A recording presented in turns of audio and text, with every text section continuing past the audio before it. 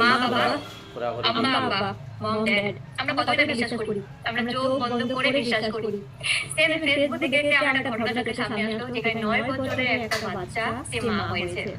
সে মা হয়েছে আর কার দ্বারাই হয়েছে? নিজের ভাইয়ের দ্বারাই হয়েছে। এটা হরিয়ানার একটা স্টোরি, রিয়েল স্টোরি। তো তার ভাইয়ের দ্বারা হয়েছে। এবার এটা হওয়ার পর তার ফ্যামিলি তাকে হসপিটালে রেখে চলে এসেছে। ঠিক আছে, একদম অনাথের মতো রেখে চলে এসেছে। এবার পুলিশ যখন বাচ্চাটা দেখাশোনা কে করছে? পুলিশ করছে, ডক্টররাই করছে, নার্সরাই করছে। এবার পুলিশ যখন বলে যে তার ভাইকে অ্যারেস্ট করবে, তখন তার আম্মা আব্বা বলে যে না, আমরা আমাদের ছেলেকে অ্যারেস্ট হতে দিব না। ছেলে মেয়ে, সত্যি কি ছেলে মেয়ের সবার অধিকার আছে? ছেলেদেরকে কেন এত ভালোবাসা হয়? আর এখানে কিন্তু কাস্ট বের হচ্ছে।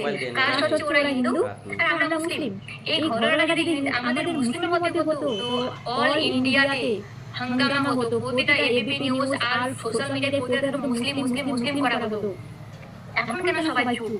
এখন কোথাও কিছু কেন শোনা যায় না?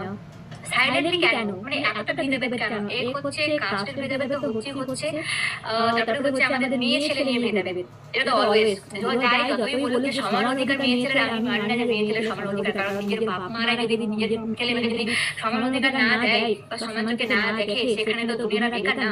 হাজারো তুমি আইন করো, হাজারো তুমি কানুন করো, সব বেকার।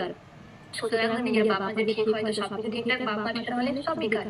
তো বাবা মা অনেক প্রাউডলি বলি আমরা, বাবা মা ভালো, সবারই জন্য না।